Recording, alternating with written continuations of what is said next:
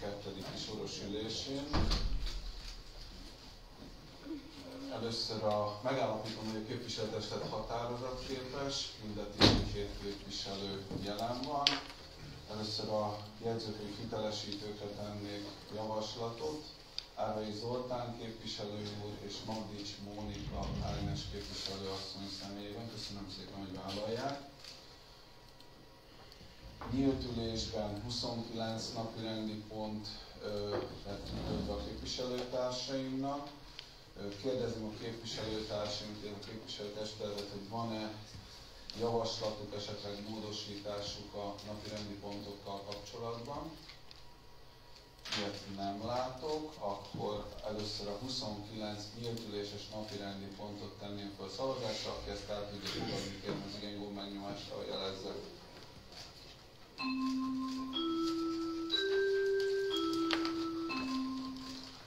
Köszönöm, 12 igen szavazattal képviselőtestet egyhangulag elfogadta. Most a zárt ülésnek a napirendi pontjairól szavaznánk. Zárt ülésen belül 2 napirendi pontot fogunk tárgyalni. Kérdezném képviselőtársaimat, hogy van-e a zárt üléses napirendi pontokhoz kérdés, észrevétel vagy esetleg javaslat. Ilyet nem látok, akkor most a 2 zárt üléses napirendi pontot fogadnánk el. Aki el tudja fogadni, kérem az igen gomb megnyomásával jelezze.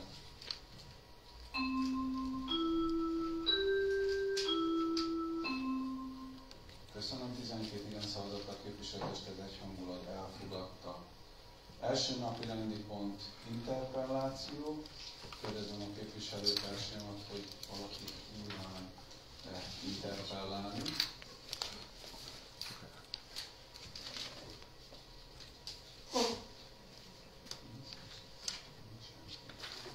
Jó, akkor az interpellációkon tovább léphetünk, akkor 2-es napi rendi pont. Monovás önkormányzat a szervezet és működési szabályzatairól szóló 25/2021-es önkormányzati rendelet módosítása. Itt gyakorlatilag ez egy ilyen formai rendeletmódosítás lesz. A Jogi és Közbiztonsági Bizottság tárgyalta. Kérdezem a bizottság elnökét, hogy kívánja valamivel kiegészíteni a bizottságnak a határozati javaslatát. Kérdezem képviselőtársaimat, hogy akár a napirendi ponthoz, az előterjesztéshez, vagy a határozati javaslathoz van-e kérdésük, észrevételük. Ilyet nem látok, akkor én a Jogi és Közbiztonsági Bizottságnak az 51/2024-es határozati javaslatát tenném fel szavazásra. Aki ezt el tudja fogadni, kérem az igen gomb megnyomásával jelezze.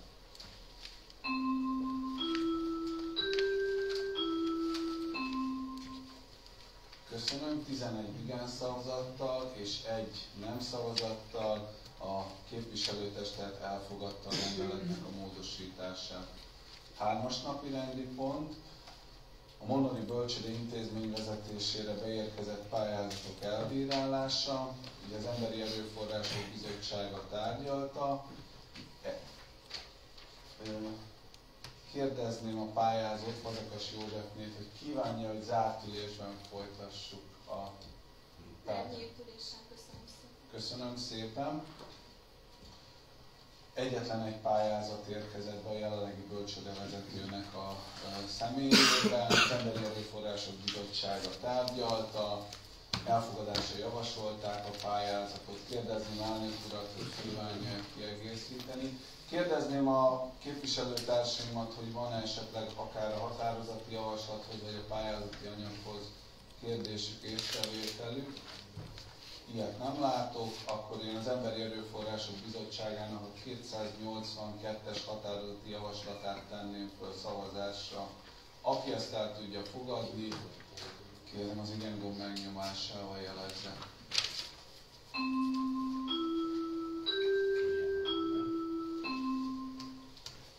Köszönöm, 12 igen szavazattal a képviselőtestet egyhangulag elfogadta. Én gratulálok Fazekas Józsefnek, és további erőt kívánok a bölcsőde vezetéséhez. Köszönöm szépen a testületnek a támogatását és a segítségét. Köszönjük szépen. 4-es napi rendi pont a Dr. Borzsák István városi könyvtár és helytörténeti kiállítás szervezeti és működési szabályzatának módosítása. Az Emberi Erőforrások Bizottsága tárgyalta. Kérdezném a könyvtárvezető urat, hogy kívánod esetleg kiegészíteni? Nem, szerintem amit leírtam azt, hogy megbeszéltük szóval. Bizottsági ülés akkor megvolt. Köszönöm szépen. Köszönöm. Kérdezném elnök urat, hogy kívánod esetleg kiegészíteni. Esetleg a szabályzat módosításával kapcsolatban, az előterjesztése kapcsolatban, vagy a határozati javaslattal kapcsolatban a képviselőtestület részéről van kérdés vagy észrevétel. Ilyet nem látok, akkor én az Emberi Erőforrások Bizottságának a 283-as határozati javaslatát tenném föl szavazásra. Aki ezt el tudja fogadni, kérem az igen gomb megnyomással jelezze.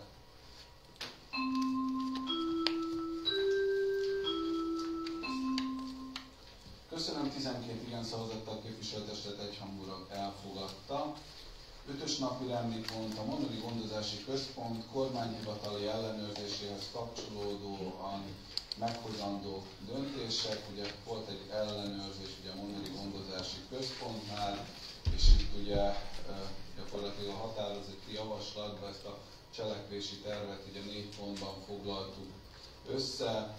Itt gyakorlatilag arról van szó, amit meg is említett, hogy a kormányhivatal az ellenőrzés után, hogy szükséges lenne az, hogyha ezt a házi segítségnyújtást ugye ki tudnánk a hétvégi, vagy ki kellene a hétvégi időszakra is terjeszteni, és itt ez a 4 pont, amit fel lett sorolva, az egyik az arról szól, hogy a házi segítségnyújtás szolgálatra vonatkozásával tekintetében meg kell azt vizsgálni, hogy nyilván hogyan tudjuk akkor a hétvégi időszakra is kiterjeszteni, ugyanígy a szociális étkeztetés kapcsán is, ugyanakkor felkérjük a hivatalt arra, hogy a rendeletmódosítást dolgozzák ki, és az utolsó, a 4. pedig az szerepel, hogy az intézményvezetőt felkérjük arra, hogy a következő testületi ülésre terjessze elő azt a szakmai programot, amelyik alátámasztja ezeket a változtatásokat.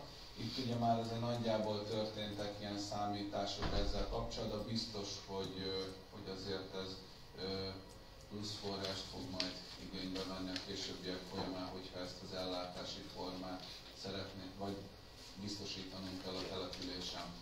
Illetve nem csak a településen kell biztosítanunk, hanem azokon a településeken is, ahol ezt a szolgáltatást a Monorvárosi Önkormányzata biztosítja. Kérdezném elnök urat, intézményvezető asszony, hogy szeretné kiegészíteni ezt a határozati javaslatot. Kérdezem képviselőtársaimat, hogy esetleg a határozati javaslattal vagy az előterjesztéssel kapcsolatban van-e kérdésük, észrevételük. Ilyet nem látok, akkor én szavazásra bocsájtanám az Emberi Erőforrások Bizottságának a 286-os határozati javaslatát. Aki ezt el tudja fogadni, kérem az igen gomb megnyomással jelezze.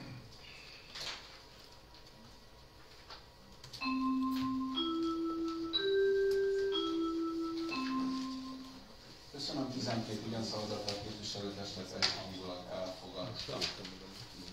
16-os napi rendi pont az ÁSZ közzétételi kötelezettség teljesítésére vonatkozó ellenőrzésének a megállapítása. Ugye itt már ebbe a nagy részének már eleget tettünk, sőt a tegnapi nap folyamán itt még voltak itt a polgármester úrra közösen az e-mail címek tekintetében is helyre raktuk néhány hiányosságot. Egyébként a Jogi és Közbiztonsági Bizottság tárgyalta. Várjunk, hova szaladunk? Hitelesítünk. Ilyen jó lett volna. Gondozási központ létszám. Plusz egy oldalt lapozott.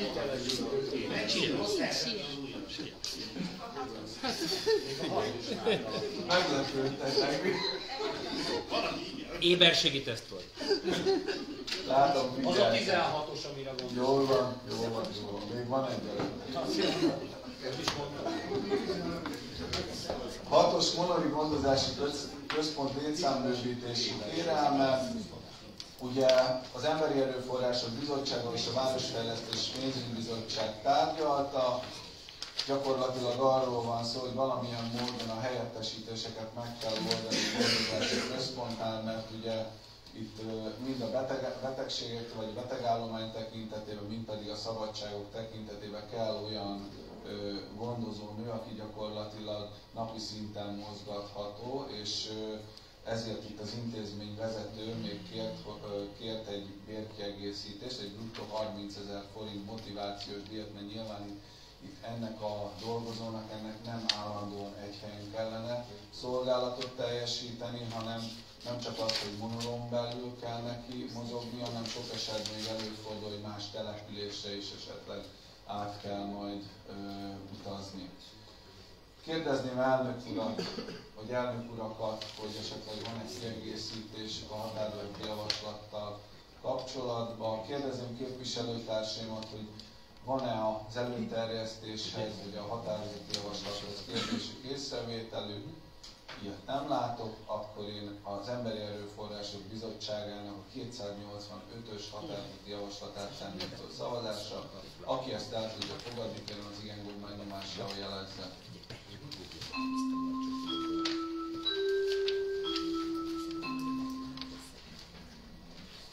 Köszönöm. 12 igen szavazattal képviselőtestet egyhangulag elfogadta, és itt annyit szeretnénk még ehhez hozzátenni, hogy ez a 2025 évi költségvetést terheli már ez az új állásság. 7-es cevafilaxia oltóanyag termelő ZRT Monor 7526/2-es helyreállószámú ingatlanra vonatkozó TRL módosítás kérelme.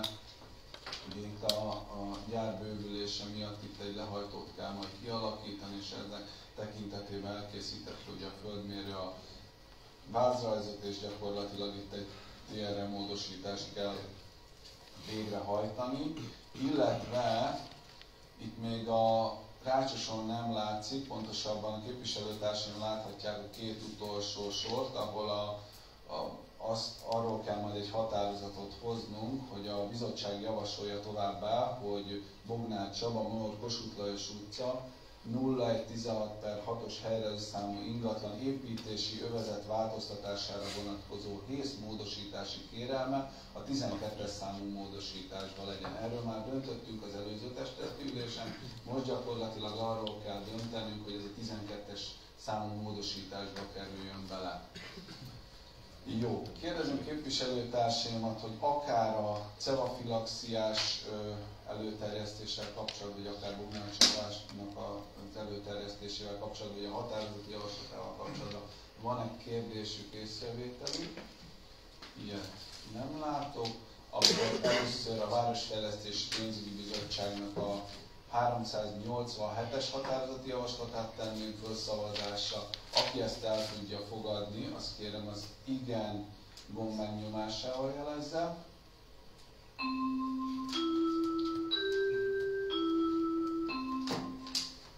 Köszönöm szépen, 12 igen szavazattal képviselőtestet egyhangulag elfogadta, és egy külön határozati javaslatban döntenénk arról, hogy Bognár Csabának a hész módosítása 12-es számú módosításba kerüljön bele. Aki ezt el tudja fogadni, kérem az igen gomb megnyomásával jelezze.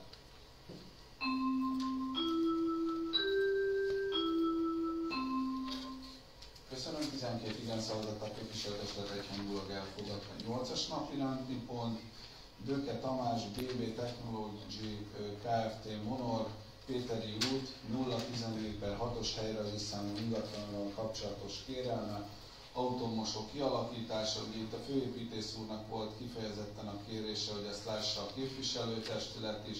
Egyébként tehát ennek a tevékenységnek gyakorlatilag az övezeti besorolása az megfelel. Nagyon jó is lesz, hogyha létesül ott egy autómoson, mert gyakorlatilag a másik, a Péteri úton megszüntetésre került, hogy megvásárolták és ezért elbontották, és gyakorlatilag a városnak a másik felén, a vasút túloldalán van 3 autómosó, vagy most jelenleg még csak 2 működik. Úgyhogy ennek jó helye lesz, azt gondolom, hogy a városnak ezen a Péteri úti részén. főépítész úr az nincs jelen, de kérdezem képviselőtársimat, hogy a Városfejlesztés Pénzügyi Bizottság elnökét, tagjait, hogy kívánják kiegészíteni valamivel. Ha nincs más egyéb hozzászólás, akkor én a Városfejlesztés Pénzügyi Bizottság támogató határozati javaslatát tenném a szavazásra. Aki ezt el tudja fogadni, kérem az igen gomb megnyomásával jelezze.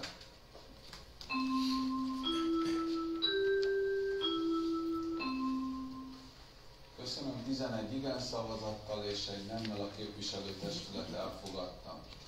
9-es játszótérhez kapcsolódó beszerzési igények.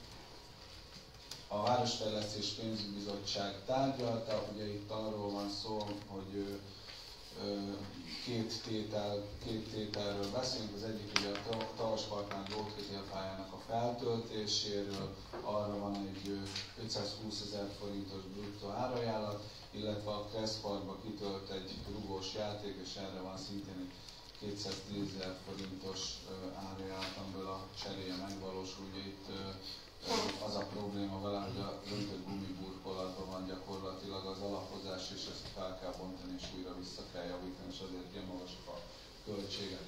Kérdezem képviselőtársamat, hogy van-e ehhez a napirendi ponthoz kérdés észrevétel?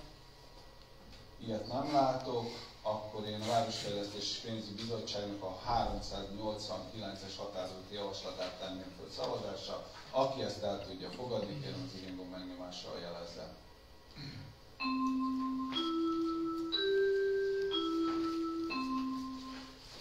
Köszönöm, 12 igen szavazattal képviselőtestület egyhangulag elfogadta. 10-es napi rendi pont, beszámoló a 2024 évi közfoglalkoztatásról. Itt a képviselőtársam az előterjesztésben láthatják negyed évente a lebontást, ha jól emlékszem, most 12 közfoglalkoztatott volt legutóbb. Ugye vannak azért ez a közfoglalkoztatás egy ilyen csökkenő tendenciát mutat. Igen, nem, most 16 fő volt, de gyakorlatilag ez a 16 fő sincs betöltve, mert sajnos nem találunk ennyi. Vagy hát lehet, hogy ez nem is olyan nagy probléma, mert ez azt jelenti, hogy sikerült nekik gyakorlatilag munkaerőpiacon elhelyezkedniük. Kérdezem képviselőtársaimat, hogy ehhez a napirendi ponthoz, vagy a határozati javaslathoz van-e kérdésük, észrevételük? Ilyet nem látok, akkor szavazásra bocsájtanám a Városfejlesztés Pénzügyi Bizottságnak a 390-es határozati javaslatát. Aki ezt el tudja fogadni, kérem az igen gomb megnyomással jelezze.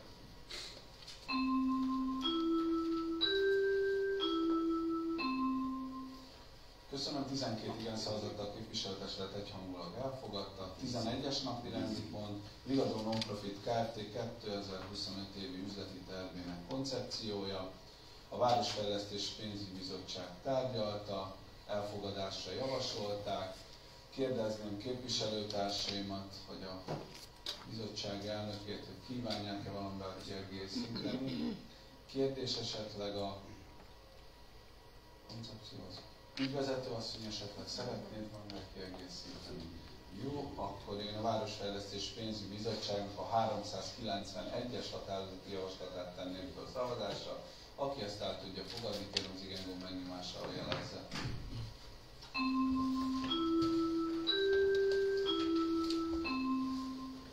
Köszönöm, 10 igen szavazattal, egy nemmel és egy tartózkodással képviselőtestet elfogadta.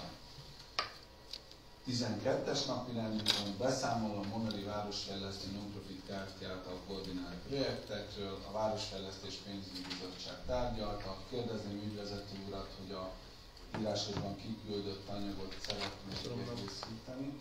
Kérdezem képviselőtársam, a bizottság elnökét, hogy van-e kiegészítés, esetleg valakinek kérdés észrevétele a Városfejlesztési Kft-nek, vagy Városfejlesztő Kft-nek a beszámolójával kapcsolatban.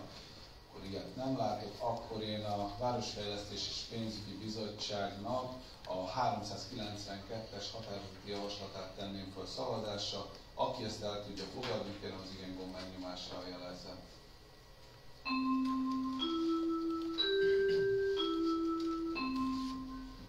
Köszönöm, 12 igen szavazattal képviselőtestet egyhangulag elfogadta. 13-as 3-as napi rendi pont, Monodi Városfejlesztő Nonprofit Kft. 2025 évi üzleti tervének koncepciója. A Városfejlesztés Pénzügyi Bizottság tárgyalta, elfogadásra javasolták. Kérdezném ügyvezető urat, hogy kívánja kiegészíteni valamivel. Kérdezni képviselőtársaimat, hogy van-e kérdés, észrevétel a üzleti terv koncepciójával kapcsolatban. Ilyet nem látok, akkor ha nincs kérdés, akkor én a Városfejlesztés Pénzügyi Bizottságnak a 393-as határozati javaslatát tenném a szavazásra. Aki ezt el tudja fogadni, kérem az igen gomb megnyomással jelezze.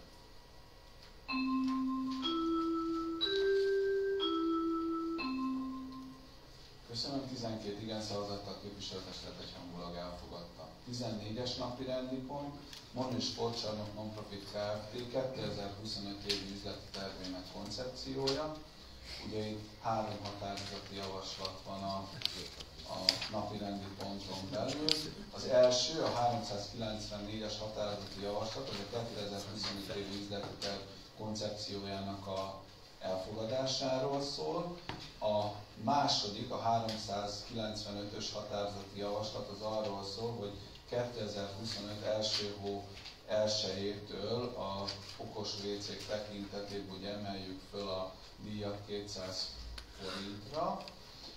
A harmadik határozati javaslat pedig arról szól, hogy a 2024 évi éves eredmény konkrét összegét látva legkésőbb 2024. december 31-i dátummal a 2024 évre elszámolt terv szerint működési támogatás összegéből az eredmény erejéig fejlesztési támogatásra csoportosítsák át.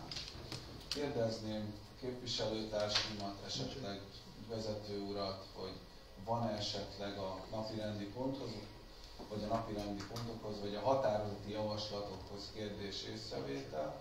Ilyet nem látok. Jó, akkor először a Városfejlesztés Pénzügyi Bizottságnak a 394-es határozati javaslatáról szavaznánk. Aki ezt el tudja fogadni, kérem az igen gomb megnyomással jelezze.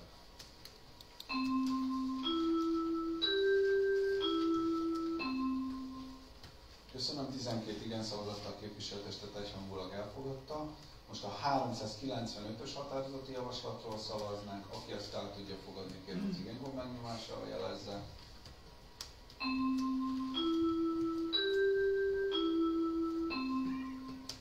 Köszönöm, 12 igen szavazattal a képviselőtestet egyhangulag elfogadta. A 396-os határozati javaslatról szavaznánk. Aki ezt el tudja fogadni, kérem az igen gomb megnyomással jelezze.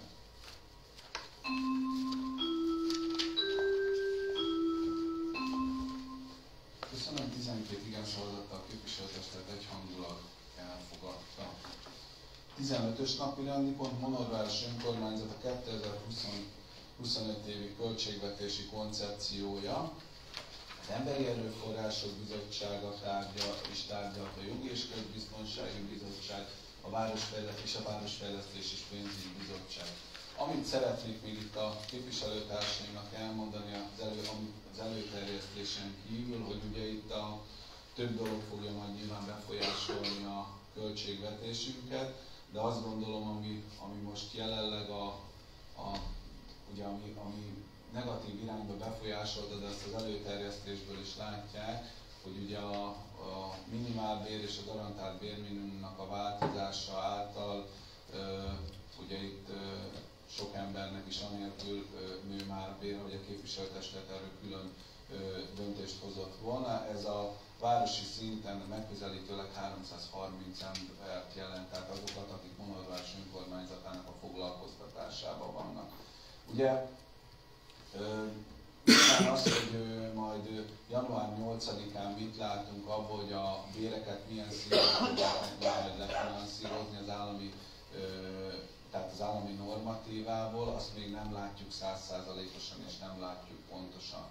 Polgármesteri illetményt, amiről majd a későbbiekben fogunk szavazni, amiről most a kormány hozott egy törvénymódosítást, ott annak tekintetében is gyakorlatilag január 8-án fogják közölni az önkormányzatok felé, hogy milyen módon fogják ebbe támogatni az önkormányzatot. Nyilván ez a 30 000 fő alatti településeket érinti, és itt az adóerőképesség tekintetében fogják meghozni ezt a döntést, hogy milyen mértékben fogják, vagy fogják-e egyáltalán finanszírozni ezt a kiadást.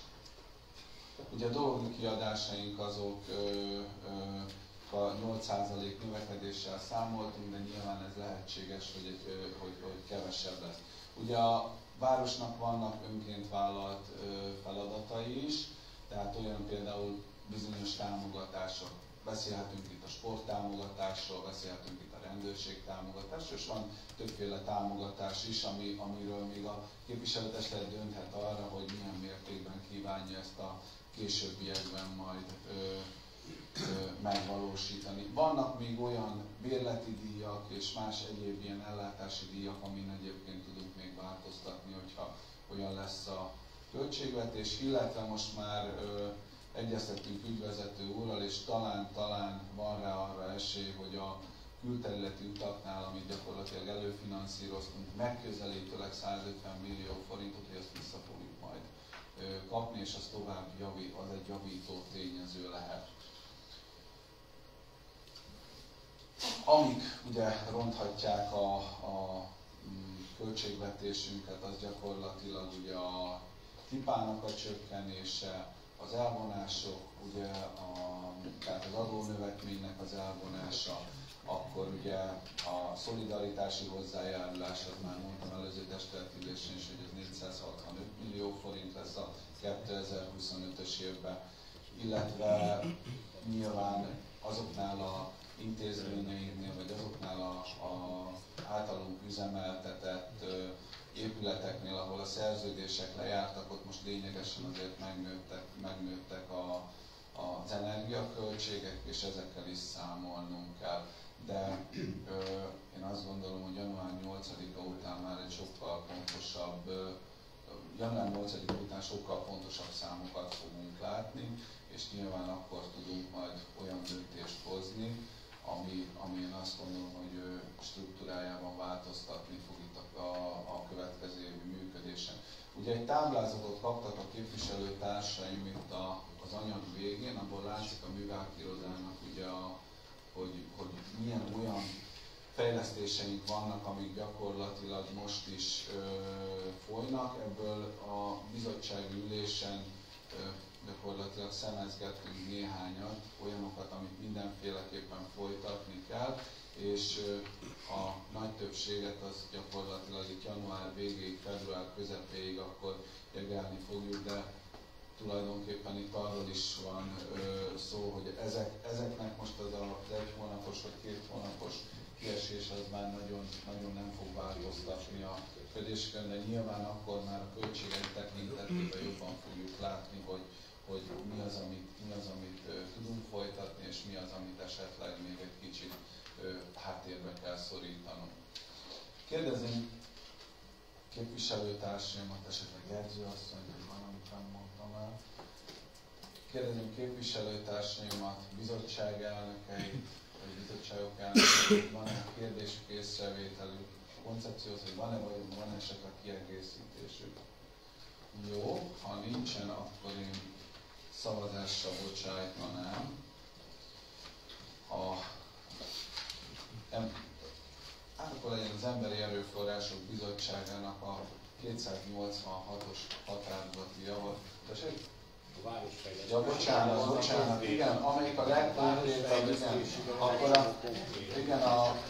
igen, mert ott van pontosan minden, igen, a Városfejlesztés Pénzügyi Bizottságnak a legkomplexebb a határozati javaslata, akkor a Városfejlesztés Pénzügyi Bizottságnak a 397-es határozati javaslatát tennénk a szavazásra.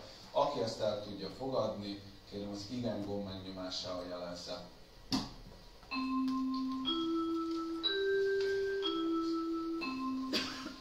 Köszönöm, 9 igen szavazattal, 2 nemmel és 1 tartózkodással a képviselőtestület elfogadta. 16-os. az ÁSZ közzétételi kötelezettsége teljesítésére vonatkozó ellenőrzésnek a megállapítása, mivel ezt már előbb elmondtam, ezt nem mondom el még egyszer, de hogyha esetleg a Jog és Közbiztonsági Bizottság tárgyalta, elfogadásra javasolták, kérdezném képviselőtársaimat, hogy van-e a határozati javaslathoz vagy a előterjesztéshez kérdésük, észrevételük. Ilyet nem látok, akkor én a Jog és Közbiztonsági Bizottság 53-as határozati javaslatát tenném föl szavazásra. Aki ezt el tudja fogadni, kérem az igen gomb megnyomásával jelezze.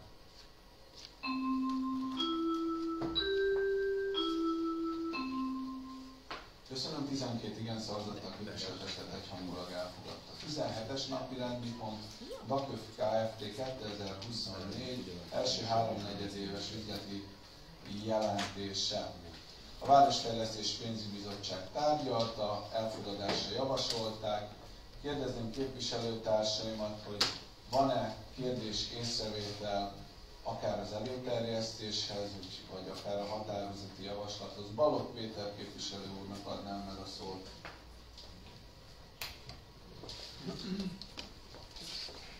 Köszönöm szépen, polgármester, a képviselőtestület szennyvíz technológiai fejlesztés abban a kérdésem, hogy elkészültek a tervek megvalósítás, tárgyalja forráskeresés, forrásbiztosítás.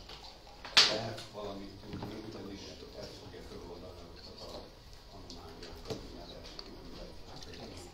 a rendszerre, hogy tudom, nehéz kérdés, mikor a várható. Van-e valami elképzelés? Köszönöm szépen.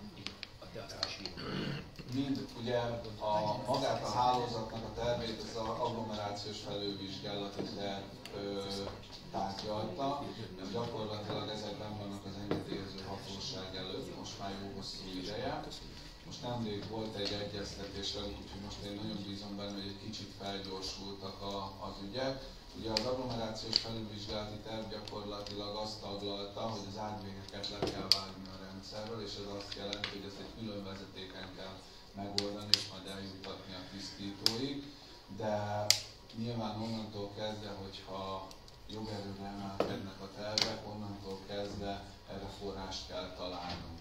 Az a forrás nyilván, hogy a DAKÖV-nél van, az egy nagyon kicsi összeg ahhoz, hogy ezt a teljes beruházást meg tudjuk, vagy kiviteleztetni tudjuk. Még a forrásokat nem látjuk, de már dolgozunk rajta, hogy valamilyen módon az, hogy ez egy Európai Uniós forrás lesz, vagy saját hazai forrás, azt még nem tudjuk előre, de nyilván az, hogy mondom, a szennyvíztisztító telepnek a bővítése, illetve hogy a hálózat megújuljon, ahhoz az egy elengedhetetlen feltétele annak, hogy a város az tovább tudjon működni. Tehát most már tényleg így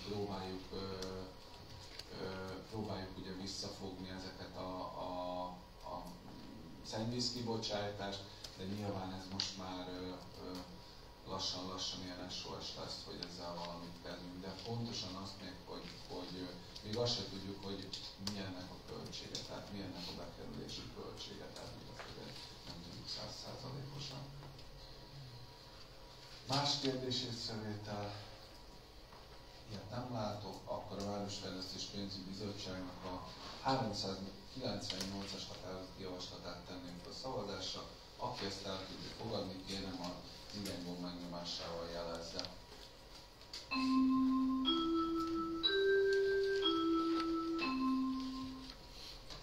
Igen szavazattal és egy tartózkodással a képviselőtestet elfogadta. 18-as napi rendi pont MNR-SZV 2024-től 2038-as időszakra vonatkozó víziközmű gördülési fejlesztési terv módosítása.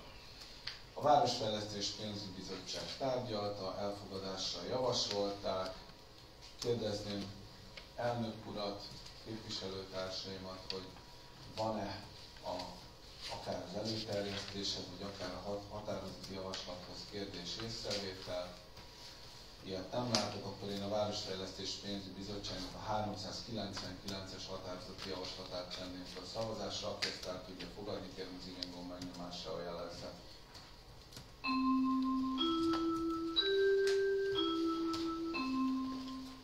Köszönöm, 12 igen szavazattal képviselőtestet egyhangulag elfogadta.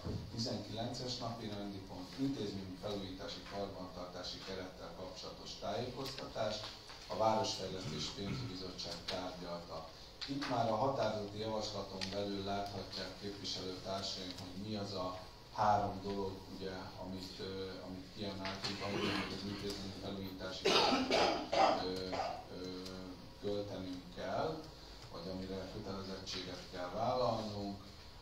Az első ugye a Mesevár óvoda udvari csoportszobáinak az árnyékolása, pontosabban itt maguk a csoportszobák ugye árnyékolva vannak, itt gyakorlatilag arról lenne szó, hogy mindegyik csoportszobához külön-külön akkor kerülne egy napi torla, amivel azért nyári melegbe elviselhetőbbé lehetne tenni a klímát a csoportszobában. A második a Városháza épületén lévő 3 darab üzlet lépcsőburkolatának javítása, a harmadik pedig a Városháza épületében meghibásodott fenntartás, most ugye ez ilyen viszonylag helyzet, mert gyakorlatilag most azokban a helységekben nem működik a fűtés.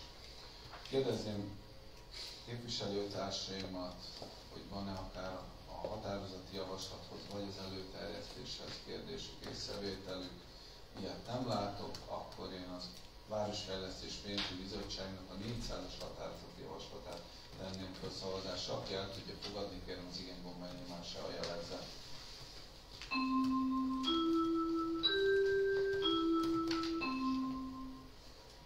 Igen szavazattal a képviselőtestet egyhangulag elfogadta. 20-as napi rendi pont aluljáró csapadékvíz elvezetésével kapcsolatos kérdések.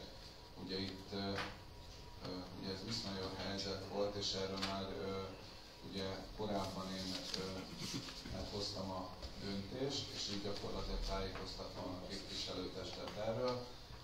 Hála az én szabadjuknak a felújítása ugye befejeződött, elkészültek, és ma reggel meghozták őket Győrből, és akkor rögtön beütettek épületre, úgyhogy most nagyon bízom benne, hogy a későbbiekben majd hosszú-hosszú ideig továbbra is zavartalan lesz a működés. Itt Balogh Péter képviselő úrnak adnám meg a szót. Köszönöm szépen, polgármester úr. Annyira nem vagyok itt benne a szivattyú dologhoz. Azt tudom, hogy a mechanikus dolgok azok nem szeretik a homokot. Hát azon el lehetne gondolkodni esetleg, hogy homokcsapdákat rakni vízfélére, mert hát azért most rendszeresen, tehát azért 2-3 éve már látom, hogy azért rendszeresen összetakarítják, nem folyik be a homok, illetve nem viszik az este homokot a csatornarendszerbe, de azért egy ilyen 15 év volt még előtte is, amikor ezt nem láttam. Tehát az a kérdésem, hogy meg lehetne ezt előzni ezeket a problémákat.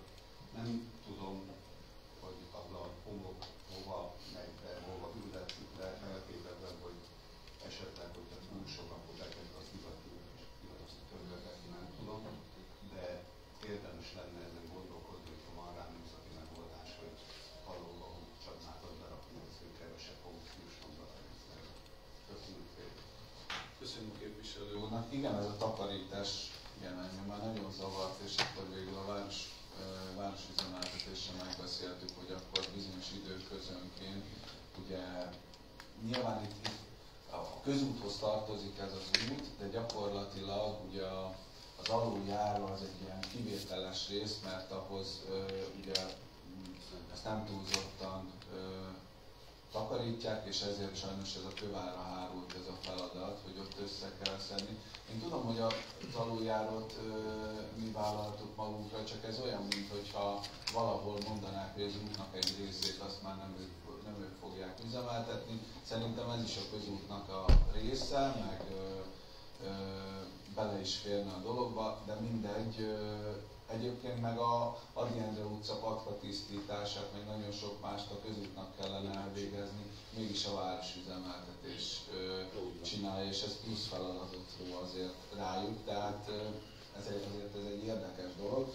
Nyilván az aluljáróval nem vitatkozunk, megcsináljuk, egyébként van benne homokcsapda, tehát van benne egy nagyon nagy medence, egy ülepítő medence. Ezek a szivattyúk már 2006 óta működtek, és ezeket a járókerék problémákat, cimering problémákat tönkrementek volna. Tehát gyakorlatilag egyébként is, hogyha homok hozzáér, vagy nem ér hozzá, mert nyilván biztos előfordul, hogy mikor a csapadékvízben ugye vannak ezek a úszó szemek, akkor előfordul, hogy fölkerül, de annól úgy építették meg, hogy van ott egy ilyen nagyon nagy ülepítő medence, és gyakorlatilag ezt az ülepítő medencét szokták ilyenkor kiszivattyúzni, amikor valamilyen probléma van. Ugye itt azért volt ez egy érdekes dolog, mert ugye egy ikerszivattyúról beszélünk, tehát itt két szivattyú van, tehát ha az egyik meghibásodik, akkor a másiknak még működnie kell, de hát itt most az történt, hogy mind a kettő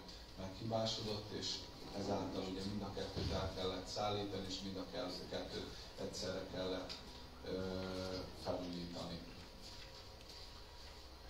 Kérdezném, hogy egyébként ugye azt mondtam, hogy akkor mai nap folyamán megérkezett, a mai nap folyamán kicserélték, és akkor hát én nagyon bízom benne, hogy akkor ennek most már problémamentes lesz a működése. Kérdezem képviselőtársamat, hogy van esetleg más kérdés észrevétel ezzel kapcsolatban? Nem látok, akkor én a Városfejlesztés Pénzügyi Bizottságnak a 401-es határozati javaslatát tenném föl szavazásra. Aki ezt el tudja fogadni, kérem az igen gomb megnyomásával jelezzen.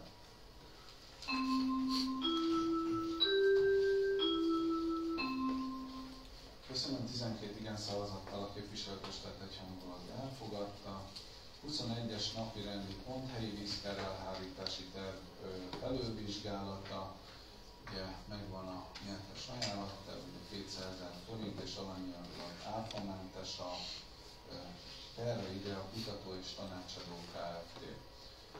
Kérdezném a képviselőtársaimat, hogy a előterjesztéssel kapcsolatban, vagy a határozati javaslattal kapcsolatban van-e kérdésük, észrevételük? Ilyet nem látok, akkor én a Városfejlesztés Pénzügyi Bizottságnak a 402-es határozati javaslatát tenném föl szavazásra. Aki ezt el tudja fogadni, kérem az igen gomb megnyomással jelezze.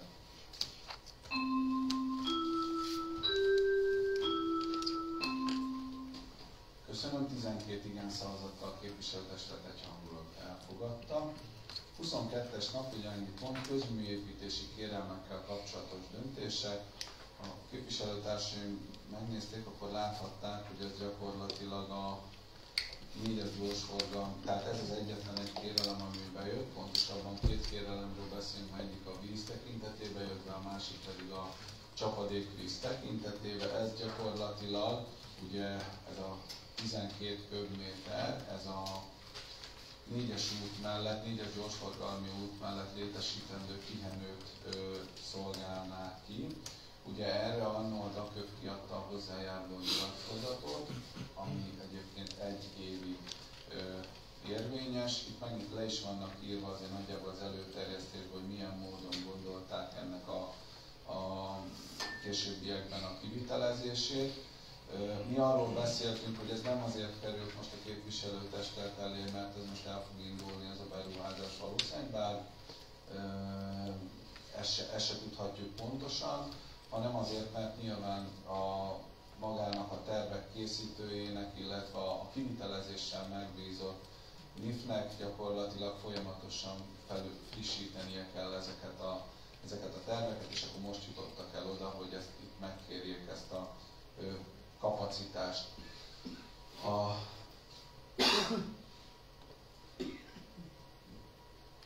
És gyakorlatilag a Városfejlesztés Pénzügyi Bizottságnak az volt a döntése, hogy az előterjesztésben leírt kikötésekkel fogadjuk el ezt a rákötési igényt. És azt láthatják a képviselőtársaim az előterjesztésben, hogy mik voltak ezek a kikötések. Kérdezném a képviselőtestetet, hogy van-e ehhez a napirendi ponthoz, vagy az előterjesztőhöz kérdésük, észrevételük. Ilyet nem látok, akkor én a Városfejlesztés és Pénzügyi Bizottságnak a 403-as határozati javaslatát tenném föl szavazásra. Aki ezt el tudja fogadni, az igen gomb megnyomásával jelezzen.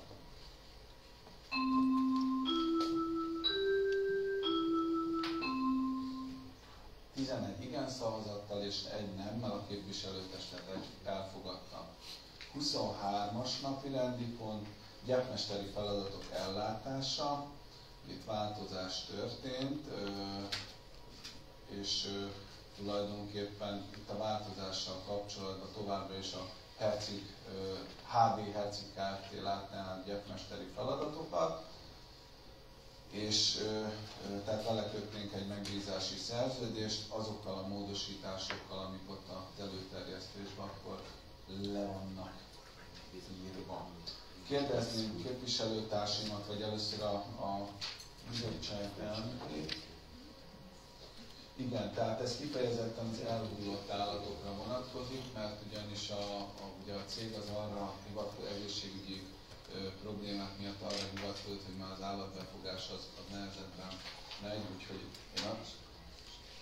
igen, de most jelenleg keressük annak a lehetőségét, hogy milyen módon tudjuk ezt megoldani. Ezzel sajnos a többi település is küzd a környéken, gyakorlatilag nem nagyon találnak gyepmestert a kóborállatoknak a befogására, ez egy nagyon-nagyon nehéz probléma, illetve még utána a továbbtartásuk szintén egy következő probléma, de erre keressük mi is a megoldást, meg nyilván itt a környékünkben jó pár település. Jó, kérdezem, hogy van-e ehhez a napi rendi ponthoz kérdés, észrevétel, ilyet nem látok. Akkor a Városfejlesztés Pénzügyi Bizottságnak a 404-es határozati javaslatát tenném föl szavazásra. Aki ezt el tudja fogadni, kérem az igen gomb megnyomásával jelezze.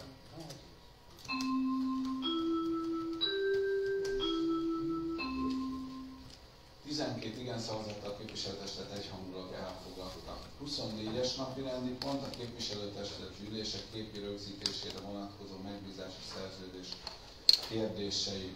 Ugye Sipos Tamás egyéni vállalkozó jelezte felém, hogy a későbbiekben nem szeretné folytatni ezt a tevékenységet. Ugye Tamással egyeztettünk, hogy akkor milyen módon tudnánk ezt az átmeneti időszakot megoldani, még az egyeztetés alatt van, nyilván, és meg kell találnunk annak lehetőségét, hogy hogyan tudjuk majd a későbbiekben ezt a szolgáltatást vagy elvégezni, vagy elvégeztetni. Tehát ez bennünk már felmerült több dolog is, több megoldási javaslat, hogy milyen módon tudnánk. Tehát nyilván azért körbeérdeklődtünk a piacon, kértünk be tehát már ilyen nagyjáboli árakat, konkrét olyan árajánlat nincs, ami konkrétan lefedni azt a teljes munkát, amit mondjuk a Tamásék itt a városban végeztek, de hát át kell ezt nagyon gondolni, hogy milyen irányba menjünk el ezzel. Én azt gondolom, hogy ahhoz, hogy ez tehát hogy ne csak az interneten, ne csak a YouTube-on jelenjön meg, az fontos lenne mindenféleképpen, tehát én azt gondolom, hogy a város számára fontos lenne, hogy mind a képviselőtestületi ülések, mind pedig egyéb más rendezvényeinkről a beszámolók, azok elérhetők legyenek más formában is. Kérdezem képviselőtársaimat, hogy van ehhez a napi rendi ponthoz észrevétel, hozzászólás, ilyet nem látok, akkor én a Városfejlesztés Pénzügyi Bizottságnak a 405-ös határozati javaslatát tenném fel szavazásra. Aki ezt el tudja fogadni, kérem az igen gomb megnyomással jelezze.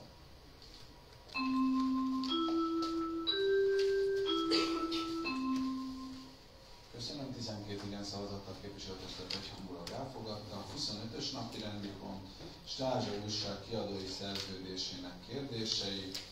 Ugye egyeztettünk a kiadóval, a Régió Lapkiadó Kft-nek ügyvezetőjével, és úgy, hogy nem kell csökkentenünk a lapszámot, tehát maradnak későbbiekben is a 11 lapszám, úgy 5%-os áremelkedés mellett tudnánk folytatni gyakorlatilag a lapnak a kiadását a településen, és ugye itt magában a határozati javaslatban, illetve az előterjesztésből bele van foglalva, hogy van egy 30 napos felmondási időnk. Tehát, hogyha esetleg a város egy olyan anyagi helyzetbe kerül, hogy erre a forrásra is szüksége lesz, akkor 30 napja van a településnek, vagy pontosabban a képviselőtestületnek, az önkormányzatnak arra lehetőség, hogy felmondja ezt a szerződést. Kérdezünk képviselőtársaimat, hogy van-e ezzel kapcsolatban kérdésük, észrevételük, vagy esetleg valakinek hozzászólása. Ilyet nem látok. Akkor én a Jogi és Közbiztonsági Bizottság tárgyalta, valamint a Városfejlesztés Pénzügyi Bizottság, akkor a Városfejlesztés Pénzügyi Bizottságnak a 406-os határozati javaslatát tenném fel szavazásra. Aki ezt el tudja fogadni, kérem az igénygomb megnyomásával jelezze.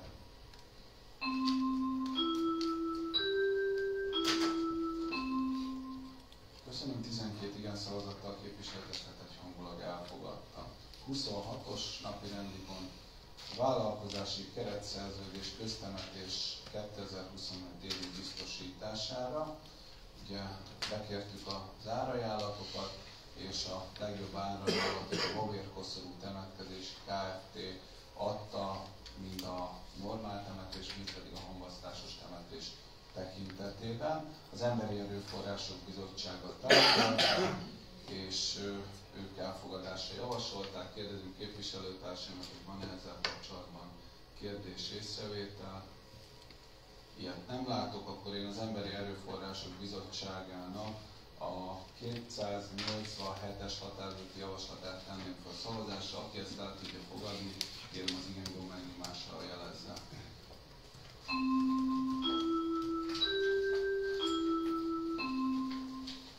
Köszönöm, 12 igen szavazattal a képviselőtestület egyhangulag elfogadta. 27-es napi rendi pont a polgármesteri illetmény megállapítása. Ugye, hát egy nagyon érdekes dolog, hogy pont akkor jön egy ilyen dolog elénk, amikor gyakorlatilag arról beszélünk, ugye, hogy oda kell figyelnünk a kiadásainkra. Az a lényeg, hogy ezt ugye a parlament eldöntötte, tehát ezt megszavazták, nekünk gyakorlatilag ebbe egy ilyen tudomásul vételi lehetőségünk van.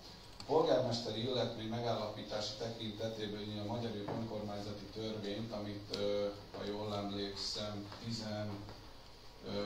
11-ben fogadtak el, azt módosították, és itt gyakorlatilag a polgármesterek bérét a nemzetgazdasági átlagbérhez viszonyították, tehát ez azt jelenti, hogy nem úgy lesz, mint az elmúlt időszakban volt, hogy a kormányzat emel a polgármesterek bérén, és akkor utána jó pár évig mondjuk úgy marad, vagy nem történik benne változás, hanem minden egyes esetben a nemzetgazdasági átlagbérhez fogják kötni. Most jelenleg a 23-as évben a nemzetgazdasági átlagbér az 589.114 forint. És itt ugye a Dukai Miklós államtitkár úrtól kaptunk egy levelet, amire pontosan le van írva, ugye ez a KSH adatai alapján vannak, és ez szerint az 500 fő és az alatti településeknél másfélszeres szorzóval, az 501 és 1500 fő közötti településeknél 1,75-es szorzóval, az 1501 és 2000 fő közötti településeknél kétszeres szorzóval, a 2001 és 5000 fő közötti településeknél 2,25-szeres szorzóval, az 5001 és 10.000 fő közötti településeknél 2,5-szeres szorzóval, a 10.000 és 30.000 fő közötti településeknél, ahol mi is tartozunk, ott 3-szoros szorzóval, a 30.000 fő fölötti településeknél 3,5-szeres szorzóval, a vármegyei önkormányzat közgyűlések elnöke esetében 4-szeres szorzóval, a megyei jogú városok polgármestere, a fővárosi kerületi önkormányzatok esetében 4,5-szeres szorzóval, és a főpolgármester esetében pedig 6-szoros szorzóval számolnak. És ugye már elmondtam a költségvetési koncepciónál is, hogy 2025. január 8-án lesz arról döntés, hogy a 30.000 fő alatti településeknél a kormányzat ezt nyilván az adóerő tekintetében milyen módon tudja majd kiegészíteni ezt az emelést. Ugye itt 3 határozati javaslat van ennél a napirendi pontnál. Az első határozati javaslat a polgármester illetményének a megállapítása. módosítása, a 405-ös határozati javaslat, a költségtérítésnek a megállapítása, a 410-es határozati javaslat, az pedig az, hogy most egyelőre még ugye a alpolgármestereknek a díjáról, tiszteletdíjáról ugye nem döntünk, hanem majd a februárban térünk erre vissza, amikor már jobban látjuk költségvetést. Balogh Péter képviselő úrnak adnám meg a szót. Tisztelt képviselőtestület, tudják rólam, hogy én kitüntetés senkitől nem veszek el, senkitől nem veszek el, tehát én azt támogatom. Egyébként ennek a nettó összege 463 000 forint. Hát nem egy olyan nagy pénz ez, még akkor is, hogy háromszor megszoruljuk én is egy 25-ös város. De mivel, hogy ez a nemzetgazdasági állapot ez egy fontos dolog, mert van, aki egy másodperc alatt keres annyit, és hogyha megnézzük, hogy az átlag mit jelent, az azt jelenti, hogy ez még mindig kevés, tehát ahhoz képest, hogy ezt majd szeretném, hogyha ezt alkalmaznánk majd a önkormányzati dolgozó többségéről is. Tudom, hogy most lesz egy magasabb béremelés, 9%-ról. Nem lesz, akkor A bíróságtól nem. Tehát azt mondom, hogy én arra szeretném megkérni a képviselőtársaimat és mindenkit, hogy amikor lehetőségünk van arra, hogy a dolgozóknak a fizetését valamennyire ehhez a nemzetgazdasági átlaghoz közelítjük, akkor legyenek szívesek ezt támogatni. Ezt a kérést, illetve szerintem meg jogos kérés. Köszönöm szépen. Igen, valójában abban, amit a képviselő úr mondott, hogy a köztisztviselőknek, meg főleg ugye nem nyúltak az elmúlt időszakban a béréhez, ugye ez csak a képviselőtestületnek köszönhető, hogy itt nálunk nyilván tudtunk többet fizetni annál, mint ami a törvényben meghatározott, illetve igen, nyilvánvalóan majd valamilyen béremeléssel megpróbálunk számolni a koncepcióba, de nyilván ezt majd január 8-a után látjuk, hogy milyen módon és hogyan meddig tudunk módosítani. Lendvai Endre képviselő úrnak adnám meg a szót. Köszönöm a szót, polgármester úr. Hát én nem tudom, a polgármesteri lehetnény fizetését is egyetértek, viszont én úgy tudom, hogy Manarváros költségvetését ez nem érinti, ugyanis a magyar államkincstártól kapják a polgármesterek a fizetést, vagy azt is nekünk kell majd kigazdálkodni, mert tudom, az államnak van pénze, hiszen tőlünk veszik el, és akkor ezt is elvárják, hogy ezt is az önkormányzat jelentse be, ezt a plusz összegeket. Köszönöm szépen.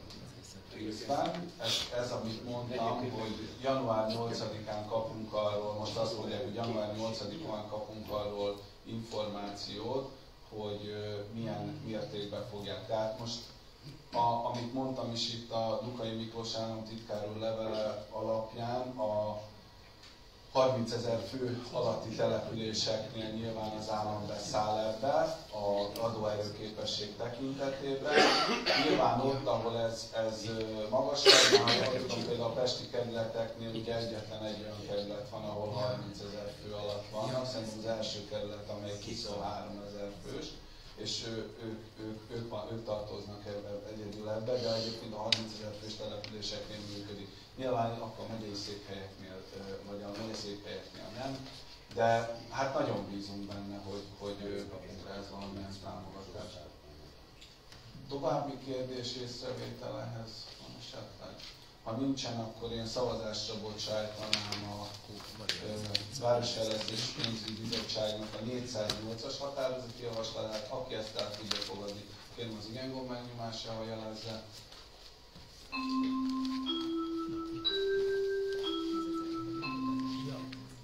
Köszönöm, 11 igen szavazattal és egy nemmel a képviselőtestet elfogadta. Most a Városfejlesztés Pénzügyi Bizottságnak a 409-es határozati javaslatról szavaznak. Aki ezt el tudja fogadni, kérem az igen gomb megnyomásával jelezze.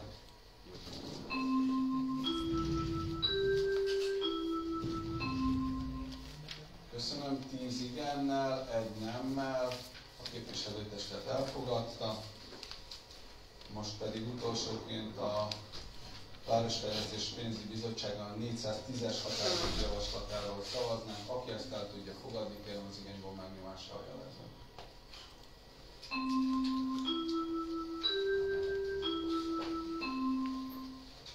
10 igen szavazattal és egy tartózkodással képviselőtestet elfogadta. Köszönöm szépen.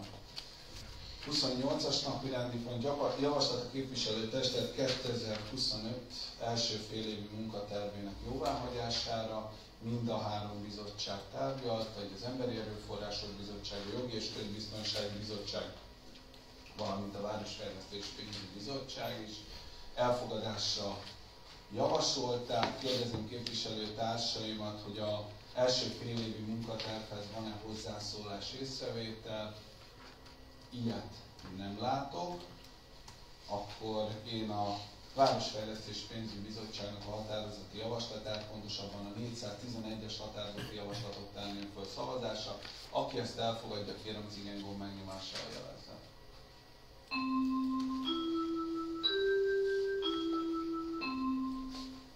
Köszönöm, 11 igen szavazattal a képviselőtestet egyhangulag elfogadta. Itt annyit szeretnék még mondani, hogy előre láthatólag a januári ülést, ugye azt nem a második héten fogjuk, hanem vagy a harmadik, de mivel hogy fél hét lesz az első, még az is lehet, hogy tovább tolódik, de majd időben tájékoztatjuk el a képviselőtársainkat, illetve a júniusi testületi ülés, ugye Dani jól mondom, a júniusi testületi ülés automatikusan a harmadik hétre esik, ugye a pünkösd hétfő miatt, mert akkor nagyon rövid lenne a hét. Következő napi rendi pont a 29-es, a polgármesteri jelentés a két ülés közötti fontosabb eseményekről és intézkedésekről. Az első a Silverek Sportegyesület támogatási kérelme. Itt tulajdonképpen arról van szó, hogy ugye nem tudták az előző évben, pontosabban a 24-es évben felhasználni a támogatást, ezért az lenne a kérésük, hogy ezt a 25-es évben tudják felhasználni. Kérdezném a képviselőtársaimat, bizottság elnökét, hogy van-e hozzászólás, vagy kiegészítés a napi rendi ponthoz. Ilyet nem látok, akkor én a emberi erőforrások, nem, a másiknál még van egy. Igen, akkor a Városfejlesztés Pénzügyi Bizottságnak a 407-es határozati javaslatát tenném fel a képviselőtestet felé. Aki ezt el tudja fogadni, kérem az igénygomb megnyomással jelezze.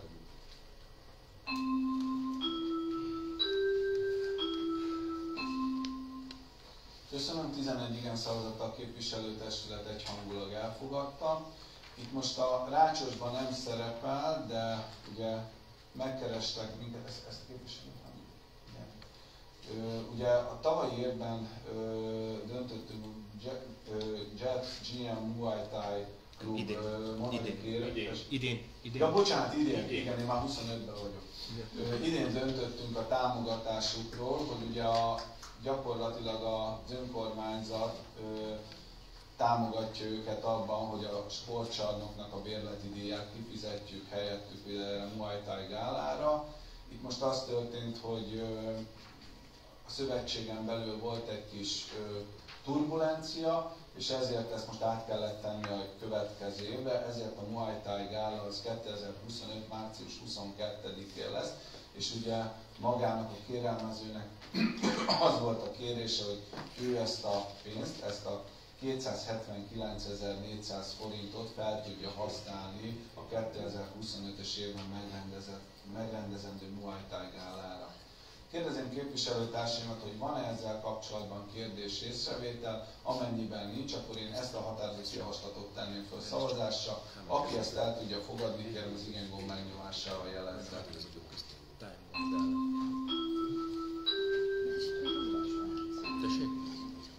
Köszönöm, 11 igen szavazattal a képviselőtestet egyhangulag elfogadta. A következő a Magyar Máltai Szeretetszolgálat Egyesülettel együttműködési megállapodás kötése, ugye ez kiosztásra került, az Emberi Erőforrások Bizottsága tárgyalta, gyakorlatilag az együttműködési megállapodás még egy pályázathoz szükséges. Kérdezném elnök urat, vagy esetleg képviselőtársaimat, hogy van-e ezzel kapcsolatban kapcsolatban kérdés észrevétel. Amennyiben nincsen, akkor én az Emberi Erőforrások Bizottságának a 289-es határozati javaslatát tenném föl szavazásra, aki ezt el tudja fogadni, az igen megnyomásával jelezze.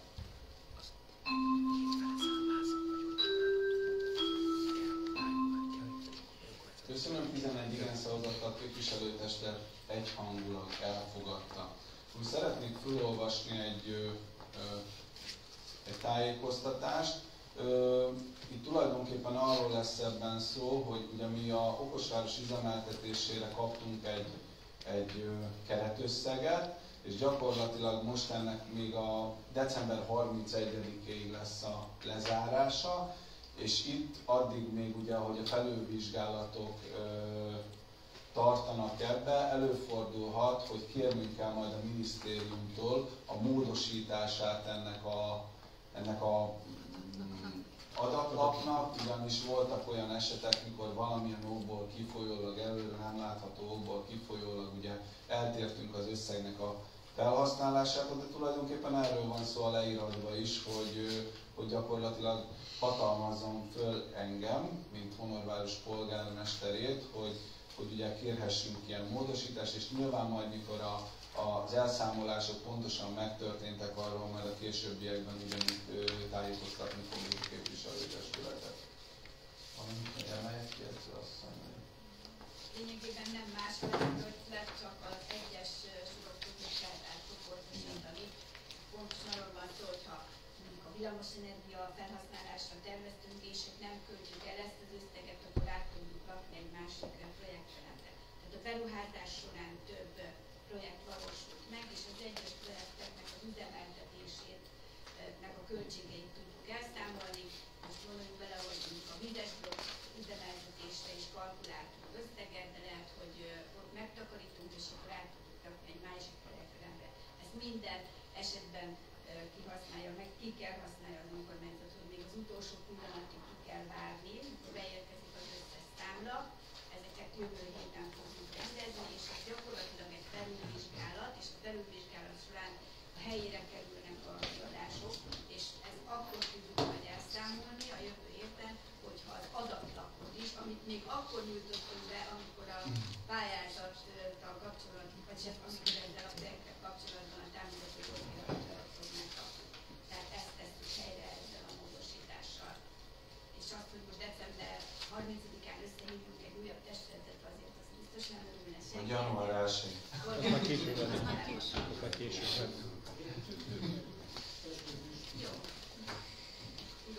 Jó. Akkor erről kellene egy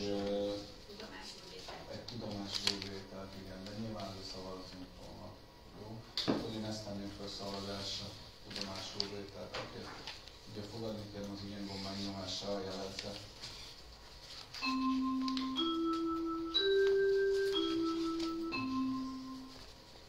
Igen szavazattal képviselőtestet egyhangulag elfogadta. Most a polgármesteri jelentésről döntenénk. Aki ezt el tudja fogadni, kérem az igen gomb megnyomásával jelezze.